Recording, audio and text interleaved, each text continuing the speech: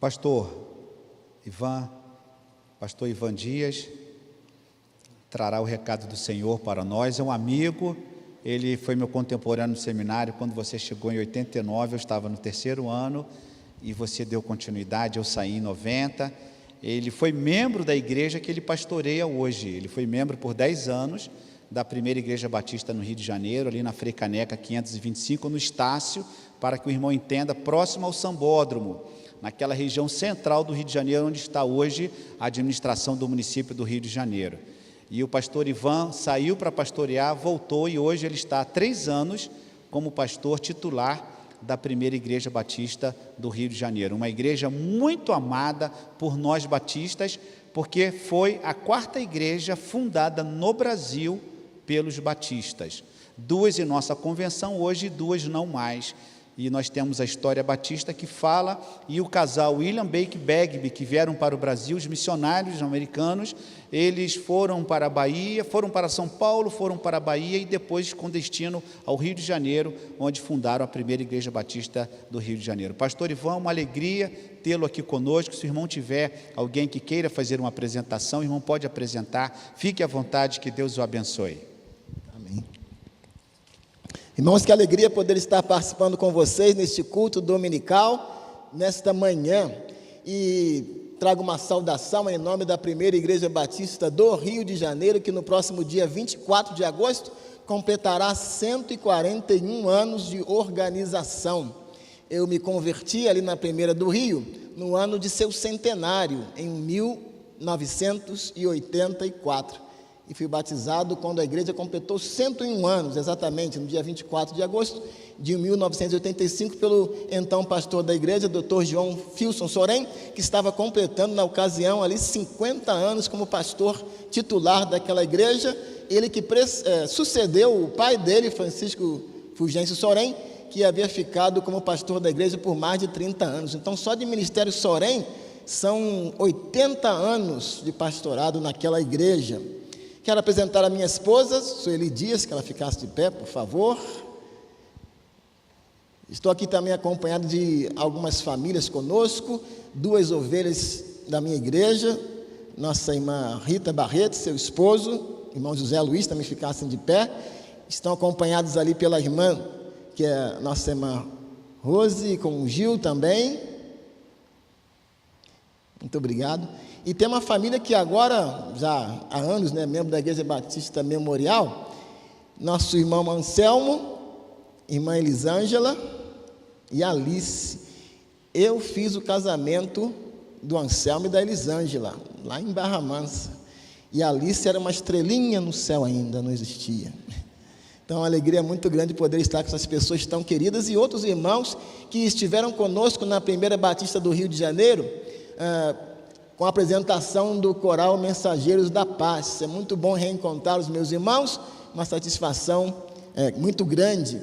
E também estar aqui no púlpito, pastor Davi Pereira esteve lá no púlpito da igreja, da primeira do Rio, e agora eu estou aqui, nós somos amigos, é um prazer muito grande termos essa ocasião de estarmos unidos aqui, adorando a Deus, pastor, uma satisfação para nós. Concluímos ontem o 21º Encontro Nacional de Quartetos Masculinos e um Feminino.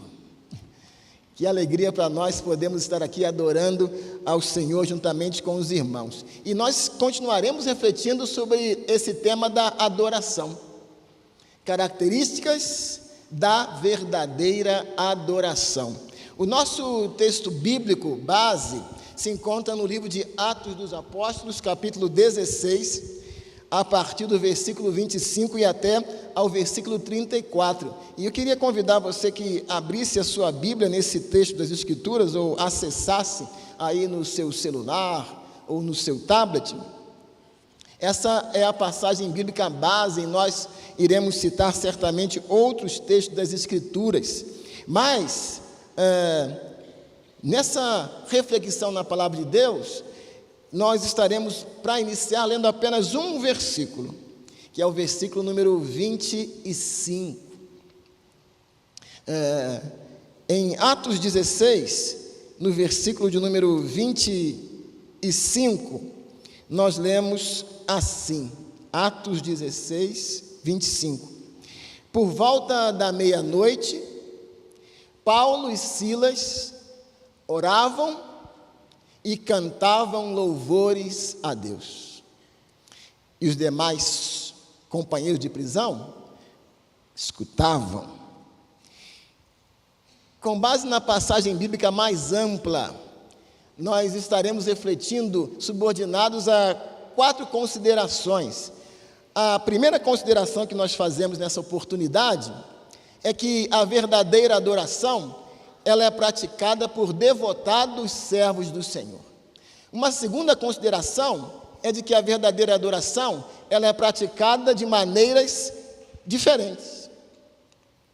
Uma terceira é de que a verdadeira adoração é praticada em ocasiões diferentes.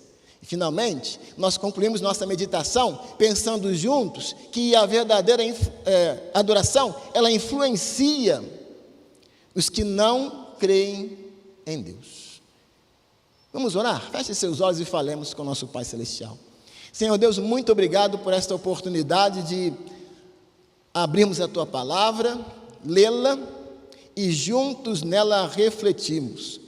E clamamos, ó Deus, que o Teu Santo Espírito conduza as nossas mentes, de tal maneira, Senhor, que possamos aprender a Tua Palavra, apreendê-la em nossos corações e colocá-la em prática. Que, ó Senhor, nesses minutos que se seguirão, possamos ouvir a Tua bendita voz e sermos direcionados para o cumprimento do Teu querer. É a oração que nós a Ti fazemos em nome de Jesus. Amém. Amém. Primeira consideração, a verdadeira adoração, ela é praticada por devotados, por dedicados servos do Senhor. E é interessante essa colocação, quando nós imaginamos que esta afirmação inicial, ela encontra base na seguinte colocação do versículo de número 25 de Atos 16. Paulo e Silas. Sim, esses 2 nomes dão-nos o fundamento para afirmar que a adoração verdadeira, ela é praticada por devotados servos do Senhor. Se nós lembrarmos como chegamos a esse ponto do versículo 25, o capítulo 16 de Atos dos Apóstolos, completo, nos apresenta uma interessante história. Aliás, um pouco antes, no versículo de número 15, capítulo 15, digo, nós encontramos um conflito ali no ambiente de missionários. Paulo entra em conflito com Barnabé e com Marcos. Lucas, o autor de Atos dos Apóstolos, ele descreve que houve tal desavença entre aqueles missionários que não puderam continuar juntos na missão. Recordamos que Barnabé e Marcos foram para a ilha de Chipre, enquanto o outro grupo de missionários seguiu uma outra jornada. E os destaques nesse grupo eram Paulo e Silas. Quando chegam à cidade de Listra e Derbe, são apresentados a um jovem muito promissor chamado Timóteo, que logo é cooptado ao grupo de missionários. Então temos agora Paulo, Silas, Timóteo. Lucas também, ele apresenta-se como um dos componentes desse grupo de missionários. Ele que relata grande quantidade de fatos ocorridos, como sendo presentes em muitas das situações que são aqui apresentadas no livro de Atos dos Apóstolos. Ele é o autor dessa obra. Na cidade de Troade, Paulo tem uma visão de um homem da Macedônia, que aparecendo num sonho diz: passa a Macedônia e ajuda-nos. Macedônia era o destino dado por Deus, mas na verdade os missionários haviam intentado ir para a Ásia e para a Bitínia. E algo chama-nos a atenção, porque o texto das Escrituras, nos versículos iniciais do capítulo 16, descrevem que o Espírito Santo impediu-os de pregar o Evangelho. Que coisa interessante, né? O Espírito Santo impedindo que o Evangelho fosse pregado em um determinado local. Essas cidades e essas localidades viriam a ser visitadas depois pelos missionários, mas não naquela hora, porque Deus tinha um propósito com a região da Macedônia. E quando vão à região da Macedônia, tem a experiência com aquela senhora Lídia, vendedora de púrpura, que converte-se, e o lar dela transforma-se numa residência, que era um ponto de pregação da mensagem do Evangelho. E depois, seguindo na sua obra de pregação, são abordados por uma jovem possuída de um espírito adivinhador, um espírito maligno. E havia pessoas que ganhavam dinheiro com as adivinhações que faziam, que eram feitas por aquela mulher, que declarava durante muitos dias, dizendo: esses homens são servos do Deus Altíssimo, anunciam a vocês o caminho da salvação. Aquele espírito falava uma verdade, mas porém falava em tom de escárnio, de zombaria, e estava com isso atrapalhando a pregação do Evangelho. Paulo indignou-se com aquela circunstância que repetiu-se dia após dia, e então ordena que aquele espírito saia daquela mulher. Em nome de Jesus Cristo eu ordeno que você saia dela. E na mesma hora o espírito saiu. Perdendo a fonte de lucro, os senhores que dominavam aquela mulher com o espírito adivinhador começaram a perseguir Paulo e seus companheiros de missão, declarando aos magistrados daquela cidade: estes homens, sendo judeus, perturbam a nossa cidade, propagando costumes que não podemos aceitar nem praticar, porque nós somos romanos. E a influência foi tão grande sobre os magistrados que fez com que Paulo e Silas fossem enviados para o cárcere, após levarem muitos açoites com varas. Dentro da legislação judaica, o número de açoites com varas era limitado, mas não na legislação romana. Muitos açoites, e foram lançados na prisão Paulo e Silas, com a ordem de que fossem guardados naquele cárcere, e com seus pés presos num tronco. E aí vem a nossa afirmação: a verdadeira adoração é praticada por devotados servos do Senhor. Somente esses podem, de fato, adorar a Deus. Qual é o fundamento para essa declaração? Pastor Rick Warren, muito conhecido, um pastor batista jubilado, que foi pastor de uma das maiores igrejas batistas dos Estados Unidos, Saddleback é o nome dessa igreja, em Lake Forest, na Califórnia, autor do livro Uma Igreja com Propósitos e também Uma Vida com Propósitos, 2 best-sellers, inclusive aqui no Brasil também. Rick Warren dá uma definição de adoração, declarando que adorar é expressar nosso amor por Deus, por quem Ele é, pelo que Ele disse e pelo que Ele está fazendo. É expressar o nosso amor por Deus, por quem Ele é, em essência como pessoa, pelo que Ele diz e pelo que Ele está operando. Uma outra afirmação diz que a adoração é uma expressão de amor e compromisso com Deus. Quem não ama a Deus e não tem compromisso com Ele, não pode adorá-lo. Por isso que a verdadeira adoração é esta maneira de demonstrar a Deus que o amamos e que temos um compromisso com Ele. Paulo e Silas amavam a Deus e tinham um compromisso com Ele. E mesmo aprisionados, estavam adorando a Deus. Há cerca de uma semana, um pouco mais atrás, saiu o resultado do censo religioso da apuração feita em 2022. De acordo com esse censo, já era algo esperado, houve um decréscimo no percentual de pessoas que defendem a fé católica no país, de 65,1 para 56,7. E houve um acréscimo, um crescimento dos chamados evangélicos, que antes era de 21,6 e passou para 26,9% da população brasileira. A ideia de que esses números e percentuais uma hora irão se encontrar, com a perspectiva de que o número de evangélicos ultrapasse o número de católicos em algum tempo aqui no nosso país, em alguns anos à frente.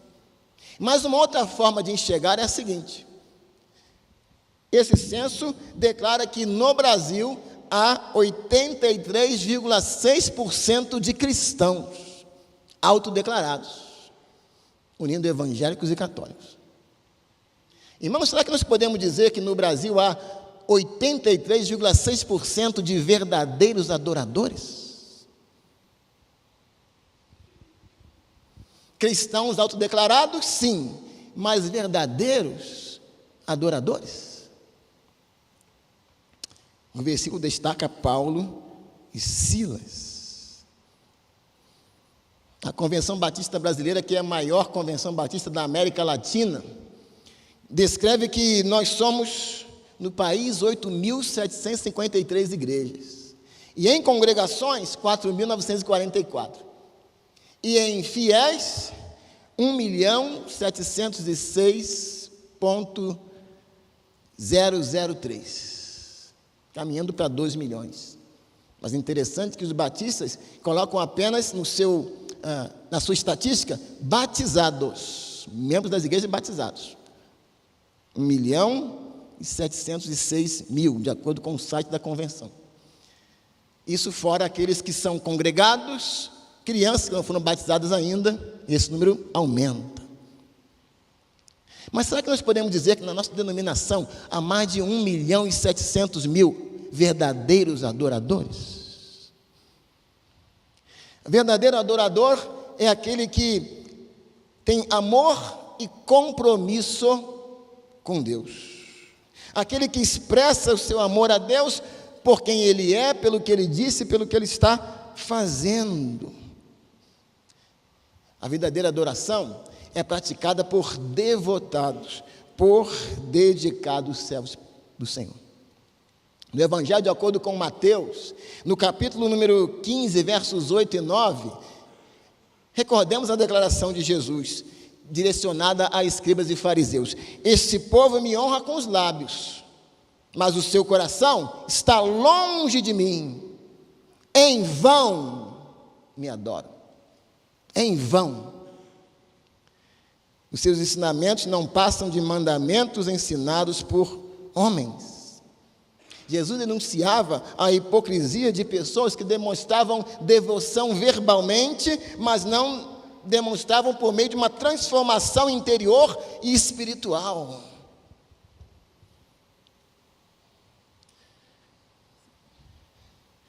A raridade dos verdadeiros adoradores. Jesus afirmou que há algo que Deus está procurando. Eu gosto sempre de pensar o seguinte, né? O Deus onisciente e onividente, há uma coisa que esse Deus não viu. Deus, olhando do céu, não viu aqui na terra nem um justo, nem um sequer. E raros são os verdadeiros adoradores. Deus procura verdadeiros adoradores. Mas a hora vem, e agora é, em que os verdadeiros adoradores adorarão o Pai em espírito e em verdade, porque o Pai procura a tais que assim o adorem. Deus é espírito, e importa que os seus adoradores o adorem em espírito e em verdade. Meus irmãos, que nós possamos ser encontrados nessa manhã como verdadeiros adoradores, porque a verdadeira adoração é praticada por devotados servos de Deus.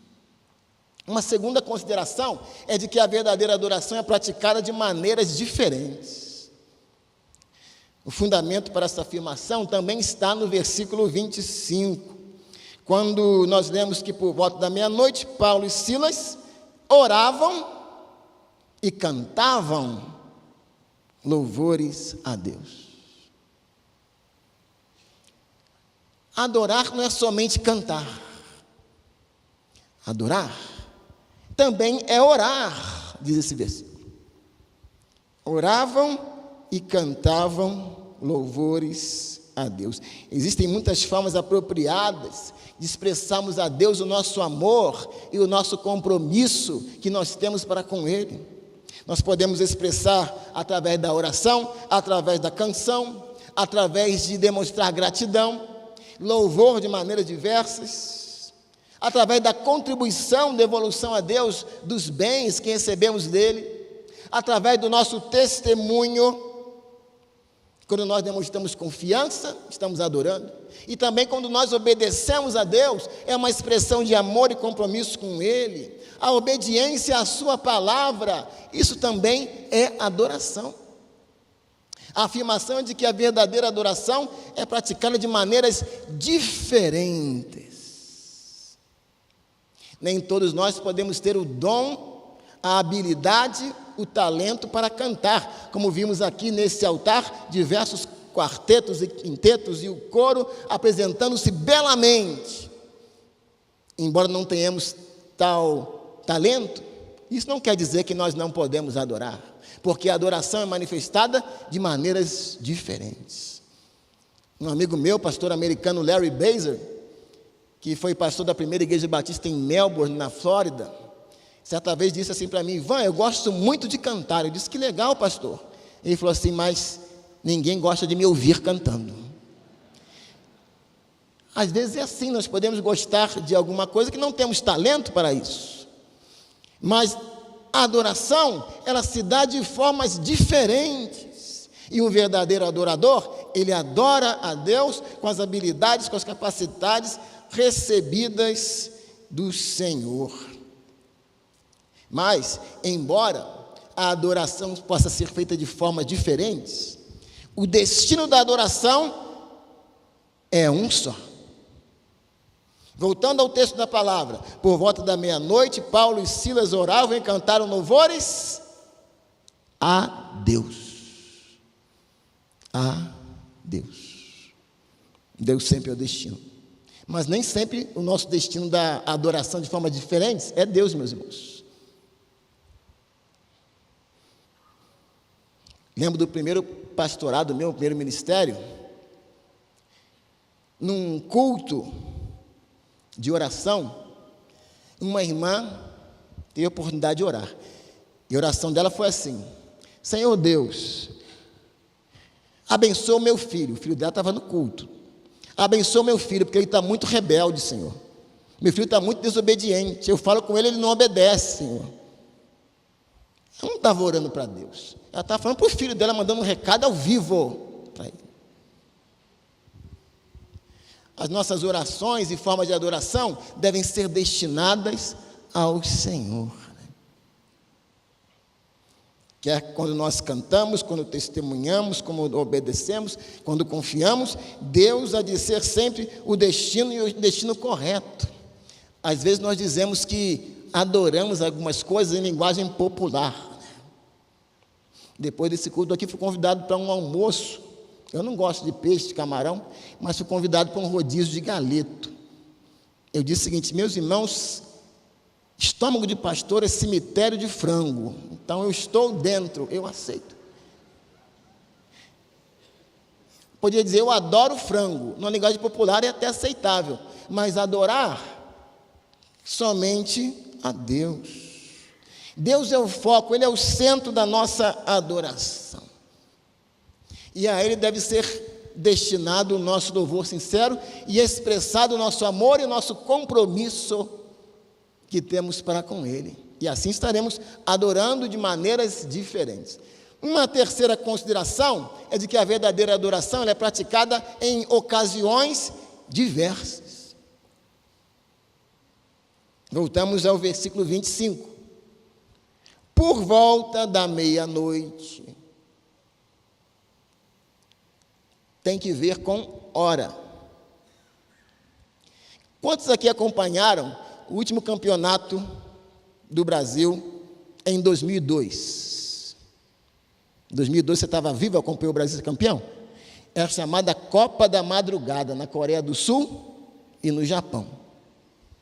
E muitas pessoas pensaram que ia ser um fracasso, porque aqui no Brasil, os jogos eram às 3 da madrugada e 6 da manhã. Eu lembro que eu morava em Barra Mansa, no Rio de Janeiro, e quando saía um gol, eu falei que o pessoal não está dormindo mais não. Irmãos, quando é coisa que nos interessa, a gente acorda de madrugada, acorda de manhã cedinho e faz, né? Por volta da meia-noite, Paulo e Silas estavam adorando a Deus. O que é que te estimula a acordar de madrugada, a levantar cedo? O que é que te anima a isso? Paulo e Silas estavam estimulados a orar a Deus e fizeram isso por volta da meia-noite. Ora, alguns dizem que de madrugada a fila é menor, né, para orar. Mas no Salmo 121, versículos 3 e 4, o salmista diz: não deixará vacilar o teu pé aquele que te guarda. Aquele que te guarda não dormita. Esse que não dormitará, nem dormirá aquele que guarda a Israel. Nosso Deus não dorme. Qualquer horário que nós falarmos com Ele, Ele estará atento e estará conosco. Às vezes, a ocasião diversa é numa prisão. Paulo e Silas estavam numa prisão, haviam levado açoites incontáveis, e com a sua pele em carne viva, com os pés presos num tronco, numa posição semelhante àquela ali, eles estavam adorando a Deus. Uma coisa interessante, né? Nós não precisamos necessariamente de um templo para adorar a Deus. Eu havia vindo pela última vez nesse santuário em 2010. Houve um encontro dos seminários batistas do Brasil aqui em Brasília, e o grupo que estava comigo viemos visitar aqui a propriedade da Memorial. Fiquei impressionado com a beleza da propriedade, do templo, do santuário. E adorar a Deus num ambiente lindo desse, com ar-condicionado, então que beleza, né? Com pessoas bonitas do nosso lado, com ótima música. Muito bom. Mas, na realidade, nós não precisamos de um templo para adorar a Deus. No dia 1º de janeiro deste ano, o templo da primeira igreja batista do Rio completou 97 anos. A igreja tem 140, o santuário 97. Está rumo ao centenário do santuário. Santuário belíssimo, uma arquitetura histórica.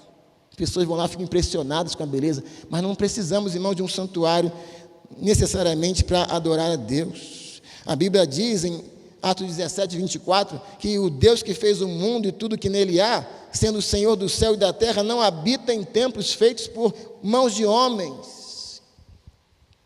Não precisamos de templos, mas há pessoas que adoram o templo.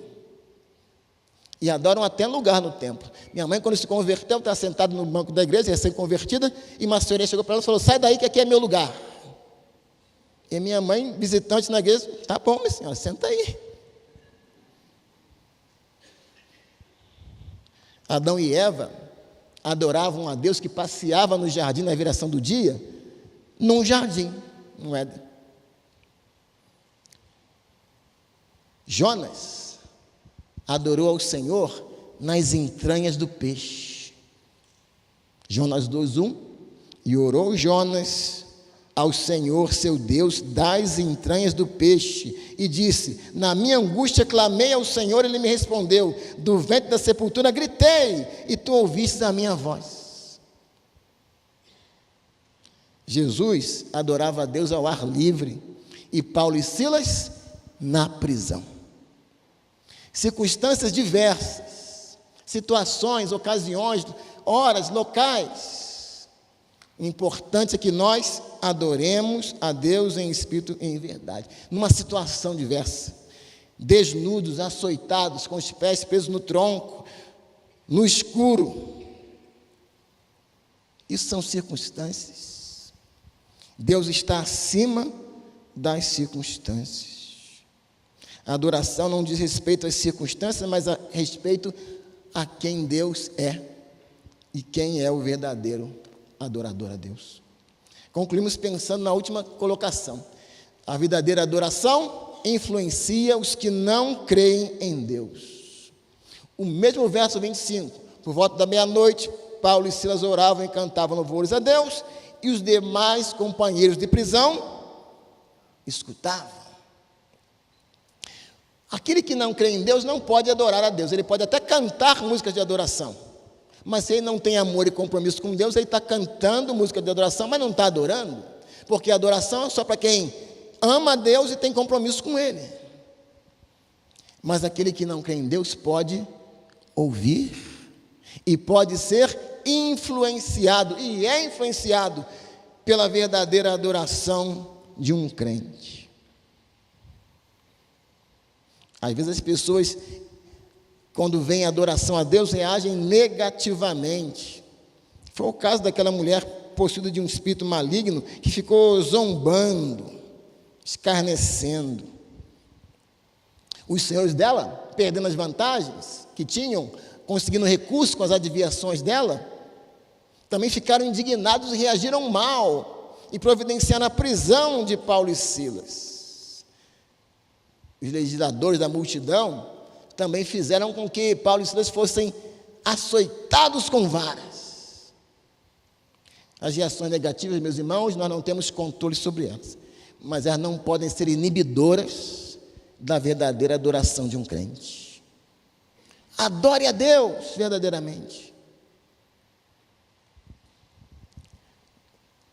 Um dos pastores, dos 6 pastores da Estrada Primeira do Rio, disse que recebeu a visita de uma comitiva de uma televisão lá do Rio de Janeiro, por ocasião da inauguração do órgão de tubos, pastor. E ele percebeu que aquela entrevistadora conhecia muita coisa de igreja pela linguagem dela, e perguntou: você é crente? E ela falou: não fala alto não, porque o pessoal da minha equipe não sabe. Nós adoramos a Deus também quando nós testemunhamos e permitimos que a nossa verdadeira adoração seja percebida pelos outros. Um jovem chamado José Cláudio dos Santos, ele chegava toda segunda-feira na sua sessão de trabalho e dizia: rapaz, final de semana aí, ontem passei mal pra caramba, bebi, coloquei tudo para fora, contava aquilo como se fosse uma vantagem dele, né?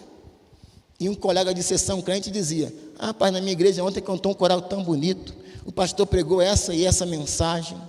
Isso repetiu-se em semanas sucessivas, até que aquele irmão que testemunhava e com isso adorava a Deus verdadeiramente, convidou o José Cláudio para ir à sua igreja.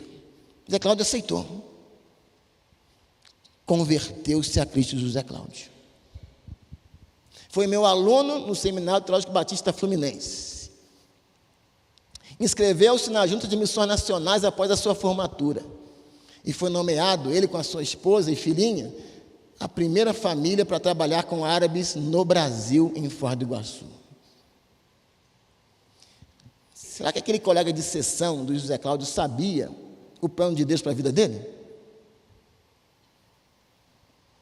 Não sabia o que Deus planejava para o José Cláudio, que ele seria o primeiro missionário batista do Brasil para trabalhar com árabes. O que testemunhava não sabia, mas Deus sabia. Irmãos, Deus tem coisa maravilhosa para fazer com aquelas pessoas que convivem com você, na sua família, no seu trabalho, na sua vizinhança. Você não sabe o que Deus planejou para a vida dessas pessoas, mas se você adorar a Deus, e essas pessoas ouvirem, perceberem, testemunharem a sua atitude de adoração em formas diversas, maravilhas irão acontecer. Quando Paulo e Silas oravam, aconteceu um grande milagre. De repente sobreveio um terremoto,